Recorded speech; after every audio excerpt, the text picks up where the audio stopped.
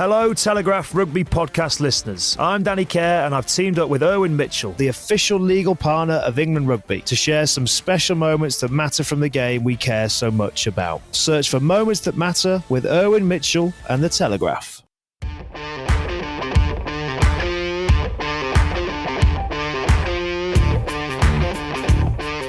Evening, everybody, from a very wet, windy Paris. We're delighted to be hosted for this podcast special in the Au Metro Bar by Pasteur, our good friend of the Telegraph Rugby Podcast, Jean-Pierre. As we look ahead to South Africa against England on Saturday night, delighted to be joined by Charlie Morgan. Hi, Charlie. Hi, Colsey. Also here with Charles Richardson. Hi, Colsey. And a special guest, the chief sports writer of the Daily Telegraph, Ollie Brown. Hi, Ollie. Hi, Ben. Ollie, how do you feel about England going into this week? It's quite an interesting vibe around the team. You were there at the press conference earlier. What did you make of them? I don't feel especially confident. I always feel there's a slight air of joylessness around England, but Steve Borthwick wasn't giving a huge amount away, but he seemed to think that there were ways in which they could trouble South Africa. He seemed very effusive about Freddie Stewart and his composure under the high ball, and we've seen England defy expectation before. Obviously, we think of 4 years ago, and 2019 seems to be the subject that England are prohibited from speaking about at all, because obviously rugby moves on a lot in 4 years, but they confounded every assumption against the All Blacks then, and they seem to believe that they can do the same again as the only unbeaten team. And sitting on the fence, Ollie, tell us what you really think. An air of joylessness ahead of a World Cup semi-final. I was going to say that's quite a strong way in, and I like it, actually.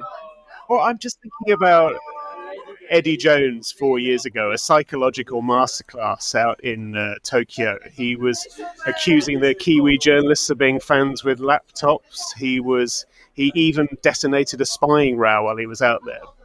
Pressure was chasing the All Blacks down the street as well, wasn't it? Yeah, exactly. I'm not sure Steve Borthwick operates from quite the same playbook. A kind of fairly faceless high-performance centre outside the periphery didn't quite seem like the same setting, but we are 2 days out from a World Cup semi-final. There's no downplaying that, and for all the inscrutability of Borthwick, this is a test of colossal magnitude, and England seem to think that they have some tricks up their sleeve. We're certainly going to find out very soon if they do. Lots to dissect on the match in terms of team selections, but Charles, I just want to come to you for a bit of a taste of what it's been like in Paris the last few days since I arrived Wednesday. You've been here all week, and I arrived Wednesday morning, and there's been a steady stream of rain ever since, and that feels to actually reflect the mood in the country after Sunday's defeat to South Africa. And how does everyone seem to be coping with that? Well, you chat to the French public here, you chat to the Parisians, you chat to the host of the bar here in which we're recording, and it's just still complete sort of disappointment, and they can't believe it. You know, they still can't believe that the stars had aligned. They believed for them to be crowned World Cup champions. They have the best player in the world, the best league in the world, the best youth setup in the world. They thought they had the best team in the world, and then they were stung by the reigning champions on Sunday night in Paris.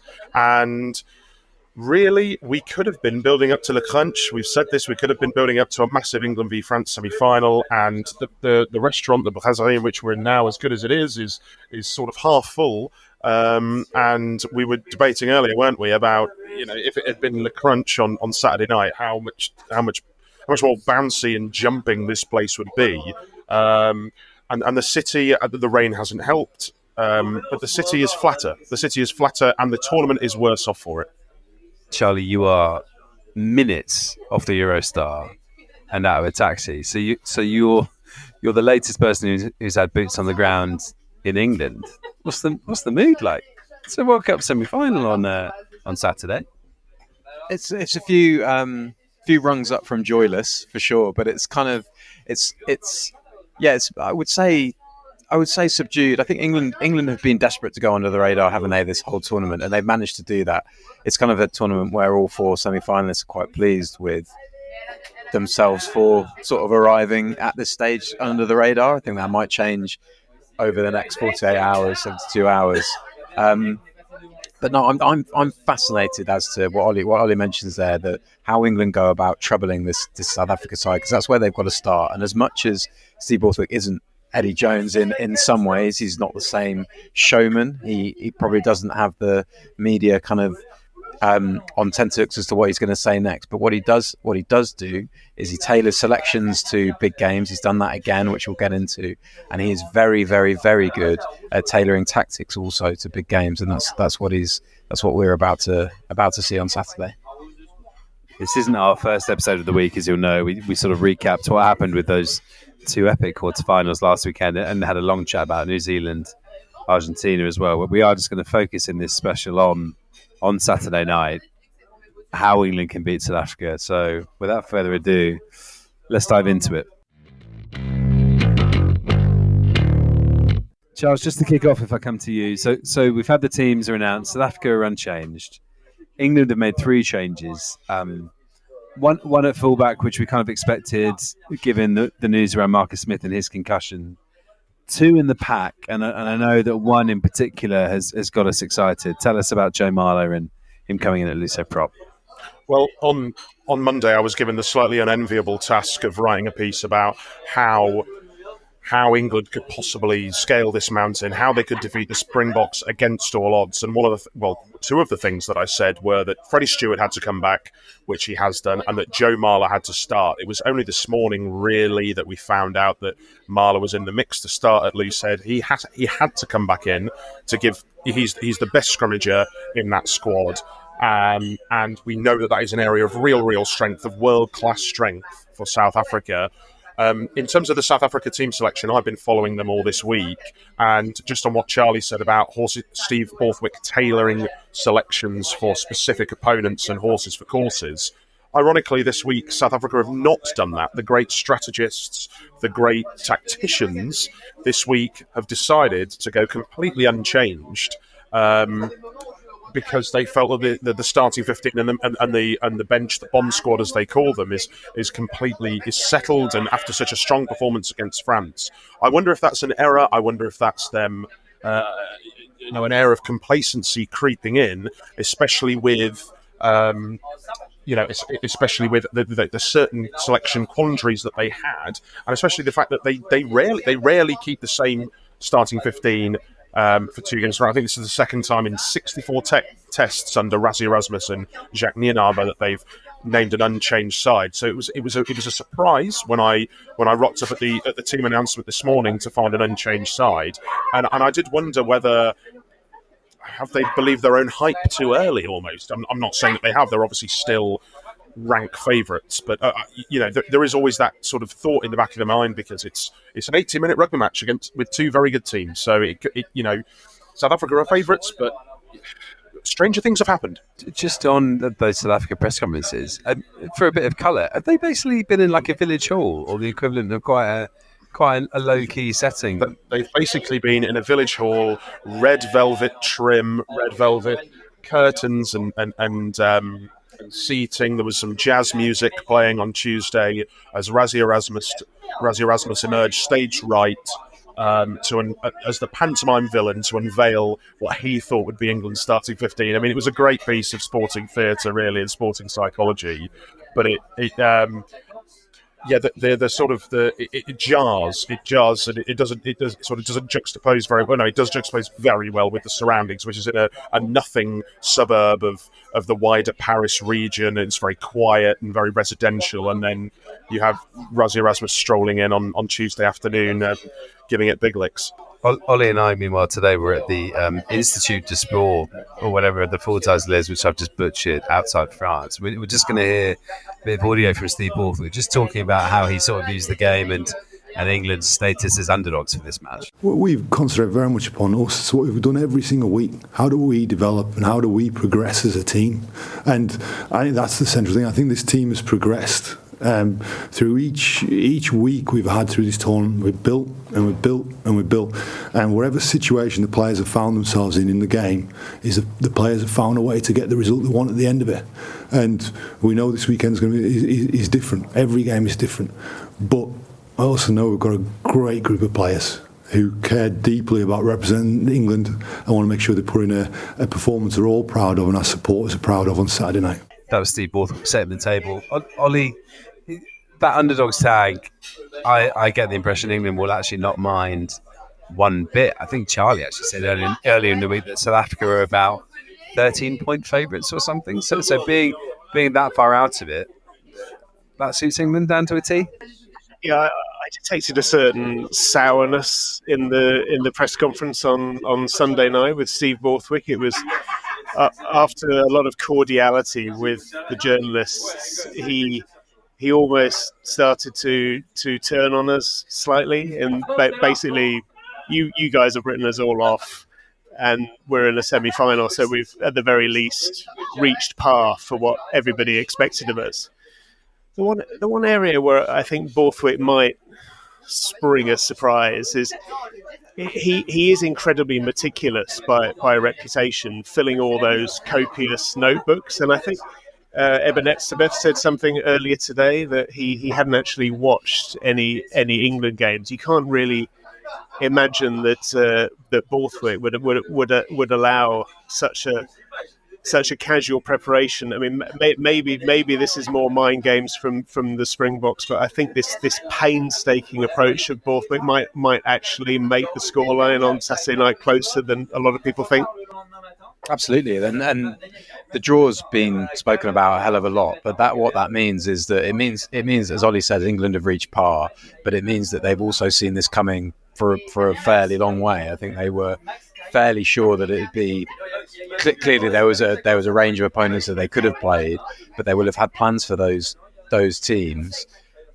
I have a theory about how they're going to go about it, which is we know from at the time they really studied how New Zealand went about beating South Africa in Auckland at the start of the Rugby Championship, and that was by kicking off 10 a lot. I think Alex Mitchell retaining his place in the starting side is among the most interesting things about that lineup, because he's made a few kicking errors. That could be a little way to lure South Africa into pressurising Mitchell, when actually a lot of the kicking is going to come off Farrell and wider.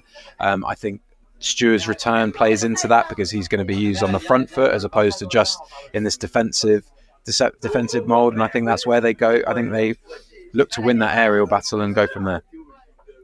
The Stewart selection is quite interesting, isn't it? Because I wonder if Smith had been available, whether they might have tried to bring Stewart back anyway on the wing, just to add a bit more security to the back three under the kicking game in particular, because we saw France get targeted in that area, didn't we, on Sunday with what South Africa were doing with those crossfield kicks, and that had a big impact on the game. So I wonder if England would have gone for Stewart anyway. The Marler one I love, partly because the first thing it made me think of was Eddie Jones' book in 2019, which came out about 10 days after the final, or 12 days. It was fresh off the printing presses. Where he said, "Oh yeah, I should have picked Joe Marler to start in the final against South Africa." And you look at the South Africa pack, and actually, apart from Beast and Lou Diaga not being there, it's the same set of players, same tight head brother Francois Herbert. Is it wild to say that he might have been thinking of the danger of having Cole on the bench in case there was another early injury like there was in the 2019 final? Because that really exposed Dan Cole having to go 75 minutes against effectively two elite packs. And that is not the case. With Sinclair and Genge, you've probably got two guys more suited to going that distance.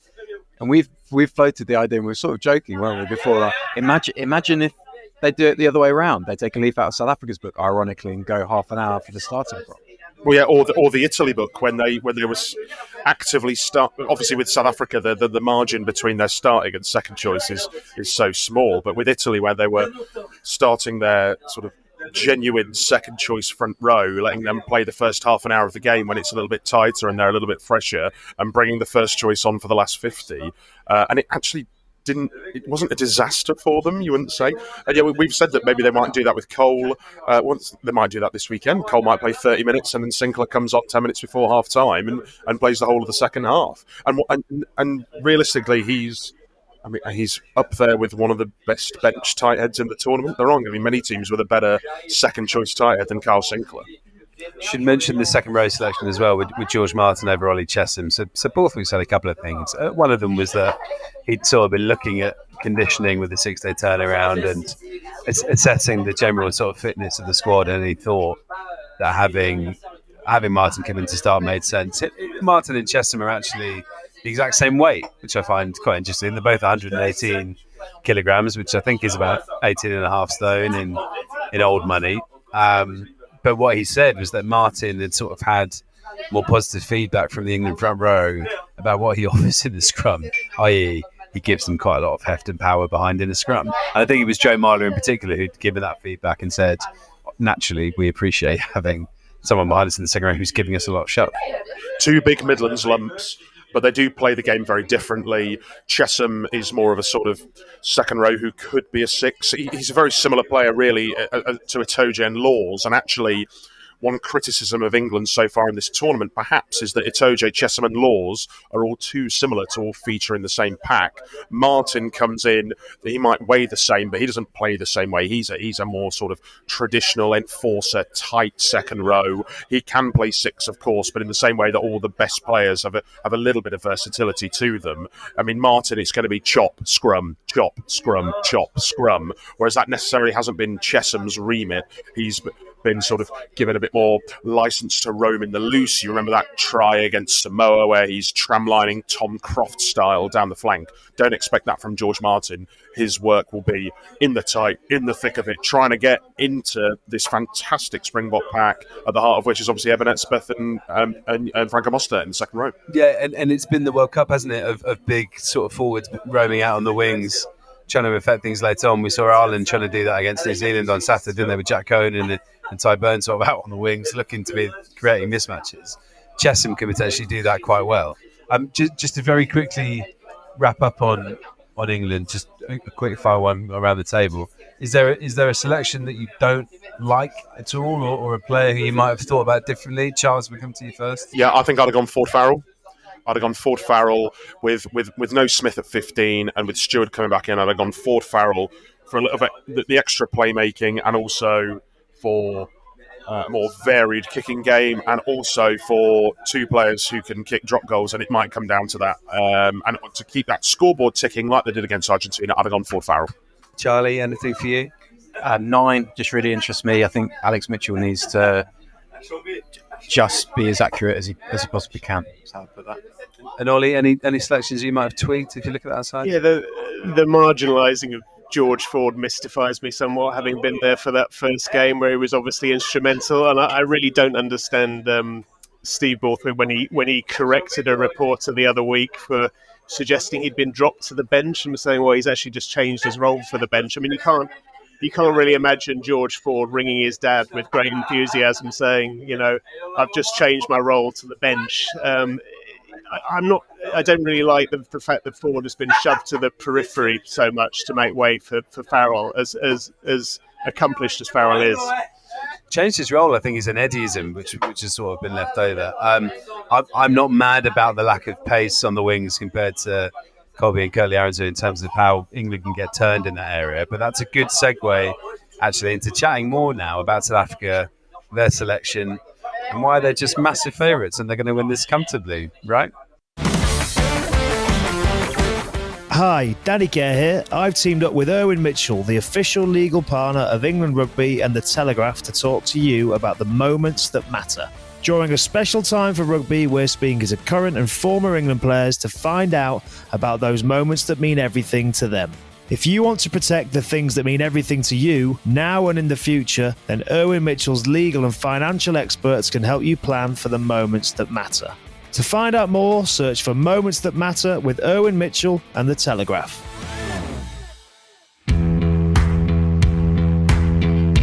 Right, the Springboks, an unchanged side. Charles has been hanging around their camp all week, hearing a lot from Rassie Erasmus, actually. He was up on Monday and Tuesday. Monday via Zoom, and then Tuesday in person, and then Tomorrow, potentially? Tomorrow maybe being Friday. they'll probably have an assistant coach tomorrow, maybe Dan Human. We've not heard too much from him. And then it was Jacques Nienabar this morning with the team announcement. And yeah, well, we've already gone over the sort of pantomime vaudeville aspect of his press conference on Tuesday, and it really was something to behold. We've got a bit of audio now from Jacques Nienabar, just talking about the physical toll on his squad and sort of sticking with that same selection and looking ahead to England. So here's the South Africa head coach. If you talk about physicality, I think that Tonga game was probably one of the most physical games that our players told us they played in. So I think, so in terms of a physicality point of view, the one group got nicely exposed to it against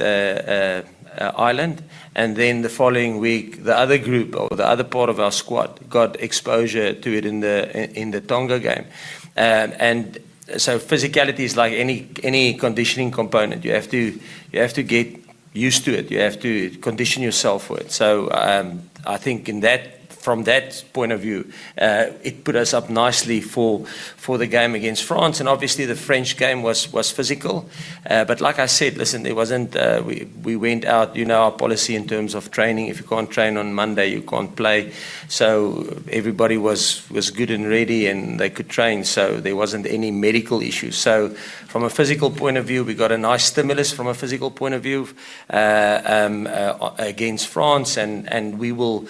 That exposure, we'll need that experience going into England, because I think it will be the same like Sia mentioned now. If you look at their performances and their build-up during this competition, they improving every single game. They're getting better. And then where do I think they're going to challenge us? Like any team, I think, like I've mentioned last time with the French team, they've got they got a unique kicking game that they employ. The same with the English team. I think they're a team that's comfortable not playing with the ball. I think if you look at them, I think they're the team that kick the most, and they like to suffocate and strangle you, kick the ball in your half and wait for you to apply pressure there and wait for you to make a mistake. So we, from a tactical point of view, we know what's coming our way, and we must just make sure that we execute on the day. What do you think is the strongest part of this South African team, either from a tactical point of view or in terms of a positional group? Where do you think they are just head and shoulders above the rest? Charlie, if I come to you first. It's a big compliment because England have strength there as well, but even Etzebeth has just gone from strength to strength, and he was just awesome in what was a monumental quarter final. But everywhere really, the pace out. What you mentioned, the pace out right wide with Colby and Arenza, they're just so dangerous in transition, as they showed against France.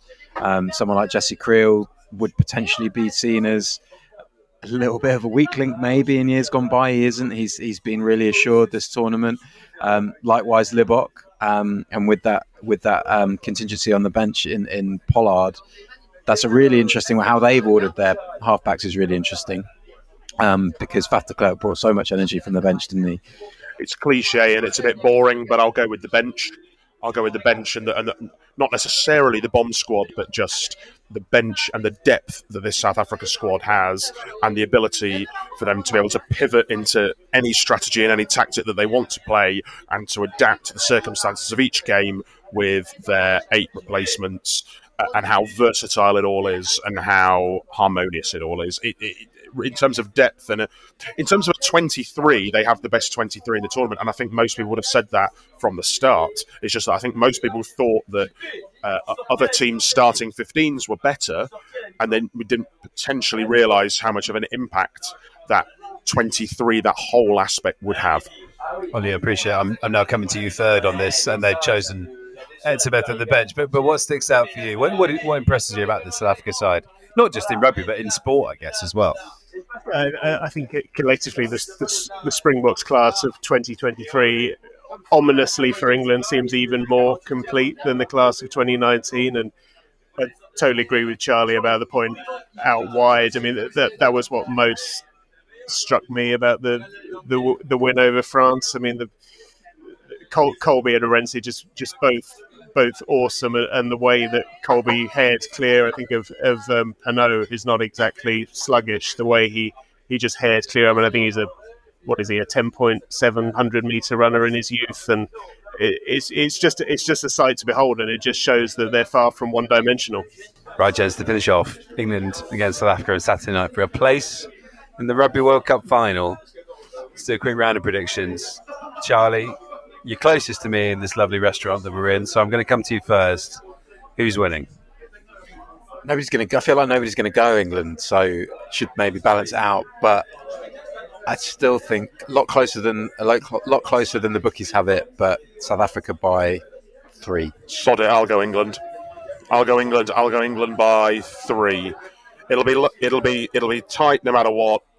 I think they've got a chance. I think the emotional toll could be a lot for the Springboks to back up from last weekend. There's an element of surprise and the unknown with Borthwick's England. Stranger things have happened. It's 80 minutes of knockout rugby. Let's go. Someone's got to go England. I'll go England by 3. I'm going to go South Africa by 9, which I have seen predictions earlier this week that South Africa by 35 or 40. But one dimension is that they have a player such as Maro Itoje who seems unbothered by the aura of opposition, as he showed 4 years ago. And when we spoke to him, Ben, earlier on, he seemed particularly focused, and he said how everything about this week in terms of the atmosphere seemed very heightened. You know, that there was a very clear awareness of what they needed to do in the same way as there was in 2019. And I think with him at the helm, England at least have a shot at making it close, but I don't think they have a shot at victory. No, Ollie, I think that's right. I think if Maro had been quite het up and emotional, then I'd have been more concerned. But the fact that he seemed quite focused and relaxed was definitely interesting. South Africa are definitely going to win. But I do find it interesting how, if you'd asked me in the middle of France-Africa last Sunday, I'd have said that France or South Africa would have beaten this England side by about 30, 40 points. The World Cups are weird. Part of me now would not be shocked.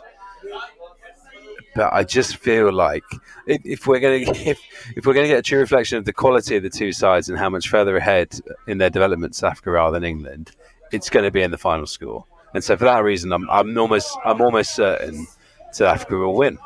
But we'll find out very, very, very soon. We're looking forward to it. Thanks for following all the coverage. Plenty on the website. We'll debrief next week and find out who's in the final. Bye.